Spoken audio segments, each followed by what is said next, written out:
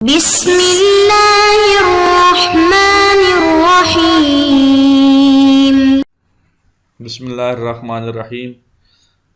عزیز طلباء اور طالبات، السلام علیکم ورحمۃ اللہ وبرکاتہ۔ امید ہے آپ لوگ خیر و عافیت سے ہوں گے۔ فقہی احکام کے دروس کا سلسلہ جاری و ساری ہے، اور آج ہم سبق نمبر 48 پڑھیں گے۔ اس سے پہلے ہم نے سبق نمبر 47 پڑھا تھا، اس میں بھی موضوع عبادات ہی تھا، اور اس کا جو ذیلی ٹاپک ہے وضو، اور اس کا ذیلی ٹاپک شرائط وضو گزرا ہے۔ تو جہاں تک مجھے یاد ہے کہ 10 نمبر شرائط ہم نے پڑھ لی، اور اس کے بعد اگلی شرائط کو ہم پڑھیں گے انشاءاللہ۔ تو آئیں اس کا ذرا سرسی تجزیہ لیتے ہیں، جائزہ لیتے ہیں۔ سبق نمبر 48 اس میں عبادات ہیں، وضو ذیلی ٹاپک، تو 294 سے لے کر امید ہے کہ 299 اور 300 تک یہ چلا جائے گا سبق۔ تو دیکھتے ہیں کہاں تک پہنچتے ہیں۔ جی بسم اللہ۔ مسئلہ نمبر 294، موضوع عبادات، ذیلی موضوع جو ہے وہ وضو ہے۔ اگر کوئی شخص وضو کرنے سے پہلے جانتا ہو کہ وضو کے بعض اعضاء پر ایسی چیز موجود ہے جو ان تک پہنچنے میں مانع ہے، اور وضو کے بعد شک کرے کہ وضو کرتے وقت پانی ان اعضاء تک پہنچا ہے یا نہیں، تو اس کا وضو صحیح ہے۔ دوبارہ میں پڑھ دیتا ہوں آپ کو، مسئلہ بڑا اہم ہے۔ اگر کوئی شخص وضو کرنے سے پہلے جانتا ہو کہ وضو کے بعد بعض اعضاء پر ایسی چیز موجود ہے جو ان تک پانی پہنچنے میں مانع ہے، مانع یعنی رکاوٹ ہے، اور وضو کے بعد شک کرے کہ وضو کرتے وقت پانی ان اعضاء تک پہنچا ہے یا نہیں، تو اس کا وضو صحیح ہے، وضو کریکٹ ہے، شک کی پرواہ نہ کرے۔ جی مسئلہ نمبر 294، اس کا موضوع بھی عبادات ہے، اور ذیلی موضوع جو وضو ہے۔ یہ بھی بار بار بتا رہا ہوں کہ 295 جو مسئلہ نمبر ہے یہ فقہی مسائل کے سلسلے میں گفتگو ہو رہی ہے، اور توضیح المسائل کتاب ہے جس کو آیت اللہ سید علی سیستانی دامت اللہ العالی نے لکھا ہے۔ اگر وضو کے بعد اعضاء میں کوئی ایسی رکاوٹ ہو جس کے نیچے پانی کبھی تو خود بخود چلاتا جاتا ہو اور کبھی نہ پہنچتا ہو، اور انسان وضو کے بعد شک کرے کہ پانی اس کے نیچے پہنچا ہے یا نہیں، جبکہ وہ جانتا ہو کہ وضو کے وقت اس رکاوٹ کے نیچے پانی پہنچنے کی جانب متوجہ نہ تھا، تو احتیاط مستحب یہ ہے کہ دوبارہ وضو کرے۔ اب کیونکہ اس کے وضو کا رکاوٹ تو موجود ہے لیکن پانی پہنچا ہے یعنی یہ شک ہے، تو لہٰذا مستحب یہ ہے احتیاط کہ وضو دوبارہ کرے۔ یہ 295 نمبر مسئلہ۔ اگلے مسئلے کی طرف بڑھتے ہیں۔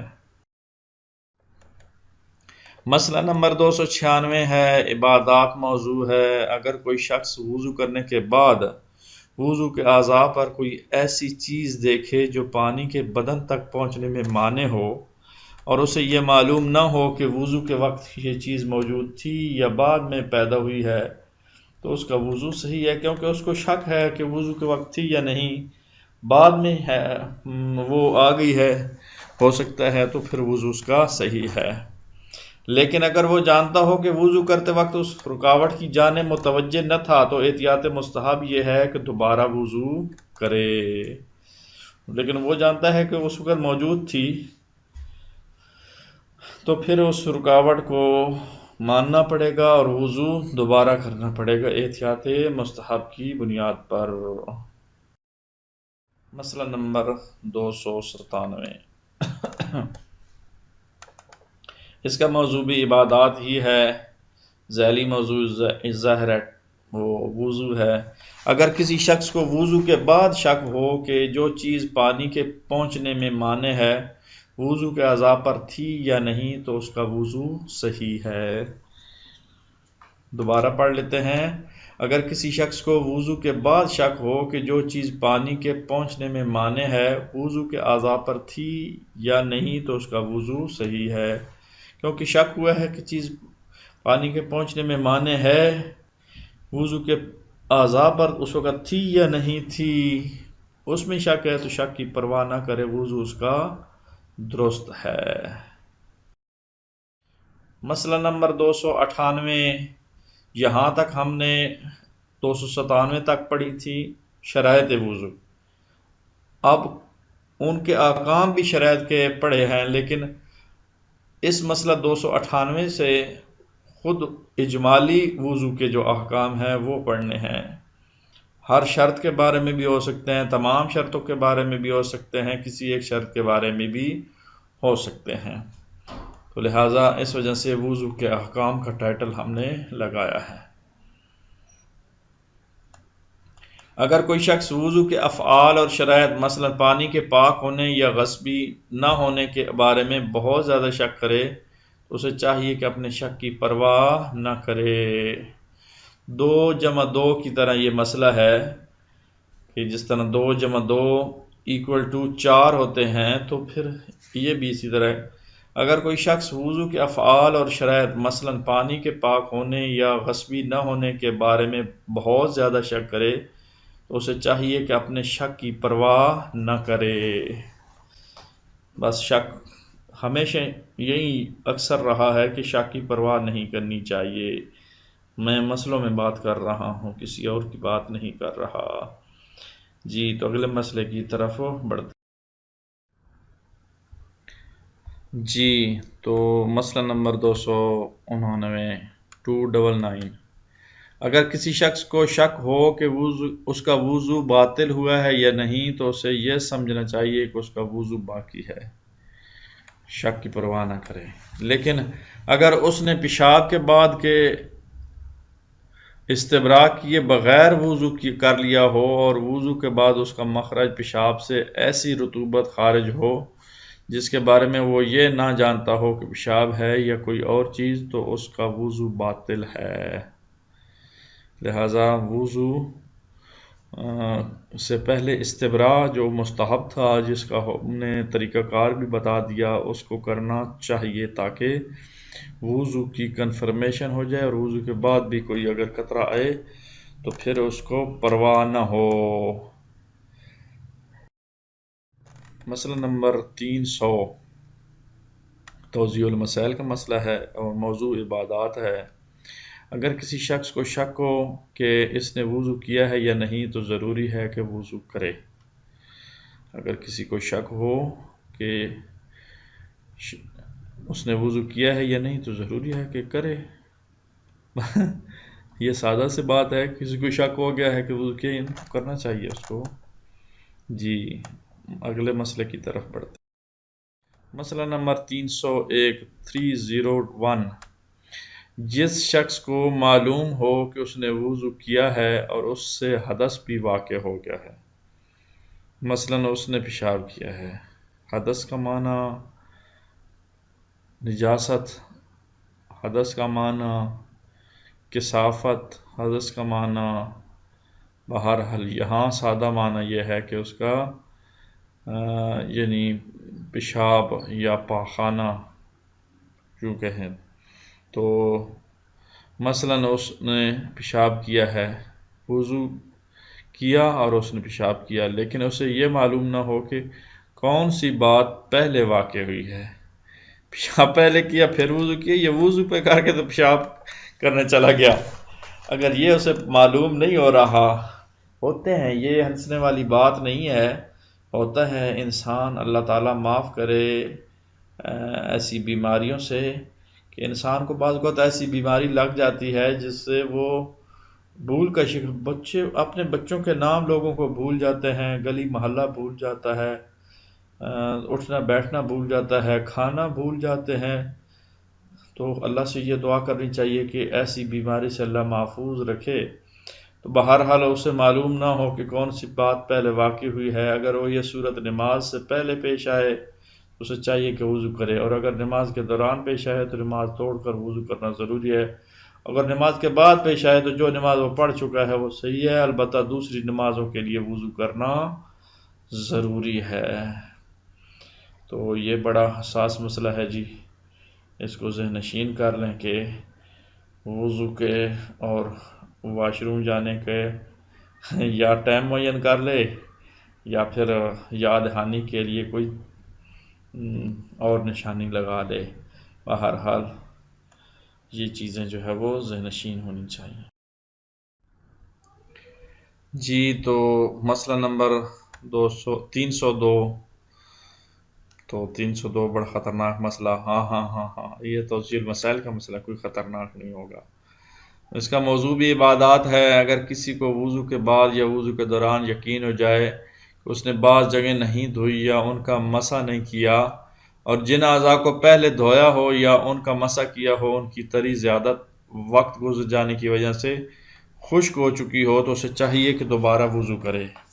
لیکن اگر وہ تری خشک نہ ہوئی ہو یا ہوا کی گرمی یا کسی اور وجہ سے خشک ہو گئی ہو تو ضروری ہے کہ جن جگہوں کے بارے میں بھول گیا ہو انہیں اور ان کے بعد آنے والی جگہوں کو دھوئے یا ان کا مسح کرے. اگر وضو کے دوران کسی عضو کے دھونے یا مسح کرنے کے بارے میں شک کرے تو اس کا وہی حکم ہے جو وہ دوبارہ وضو کرے.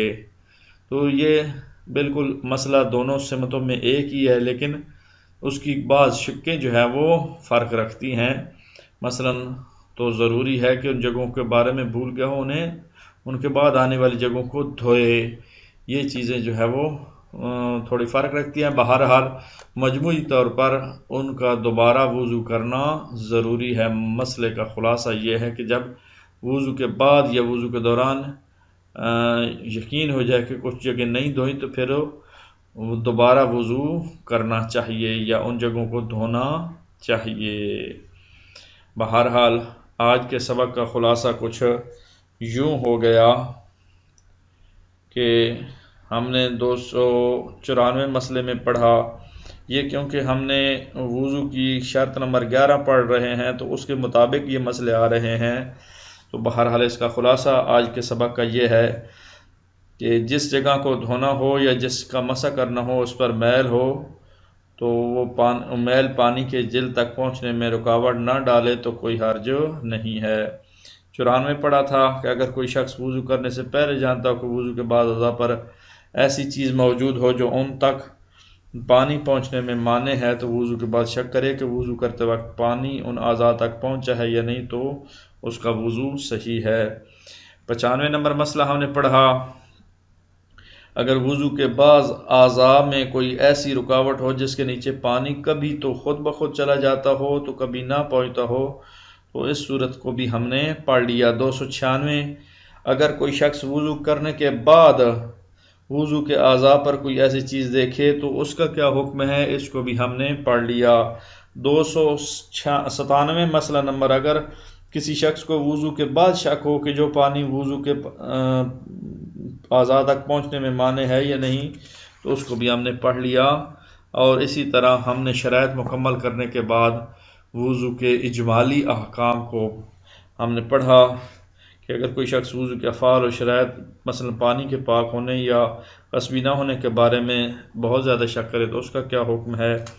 اسی طرح مسئلہ نمبر 299 پڑھا, 300 پڑھا اور 301 پڑھا اور مسئلہ نمبر 302 جو آپ کی خدمت میں ہے. اور آخر میں اس کو رپیٹ بھی کر دیتے ہیں کہ اگر کسی کو وضو کے بعد یا وضو کے دوران یقین ہو جائے اس نے بعض جگہیں نہیں دھوئی یا ان کا مسح نہیں کیا اور جن اعضاء کو پہلے دھویا ہو یا ان کا مسح کیا ہو ان کی تری زیادہ وقت گزر جانے کی وجہ سے خشک ہو چکی ہو تو اسے چاہیے کہ دوبارہ وضو کرے. لیکن اگر وہ تری خشک نہ ہوئی ہو یا ہوا کی گرمی یا کسی ایسی وجہ سے خشک ہو گئی ہو تو ضروری ہے کہ جن جگہوں کے بارے میں بھول گیا ہو انہیں اور ان کے بعد آنے والی جگہوں کو دھوئے یا ان کا مسح کرے. اگر وضو کے دوران کسی عضو کے دھونے یا مسح کرنے کے بارے میں شک کرے تو اسے اسی حکم پر یعنی دوبارہ دھوئے گا یا دوبارہ وضو کرے گا. یہ حکم ہے. آج کا خلاصہ یہ ہے. آئیں ہم تمرین حل کر لیتے ہیں. جی تو آئیں مشق حل کرتے ہیں. تمرین اس سبق کی تمرین کا مطلب یہ ہوتا ہے کہ اس سبق کو رپیٹ کر کے آپ ذہن نشین کر لیں.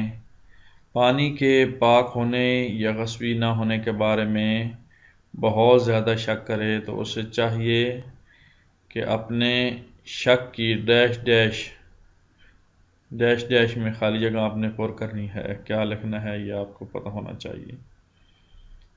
سوال نمبر 2، اگر کسی شخص کو شک ہو کہ اس نے وضو کیا ہے یا نہیں تو ڈیش ڈیش ہے کہ وضو کرے، ضروری ہے، ضروری نہیں ہے، یا جائز ہے یا جائز نہیں ہے، کیا ہے؟ ڈیش ڈیش شروع میں لکھا ہوا ہے، یہ ہے کہ دوبارہ وضو کرے۔ یہ جملہ آپ نے ڈھونڈنا ہے پورے سبق میں سے اور پھر اس کا خالی جگہ پہ لکھنا ہے اور بتانا ہے۔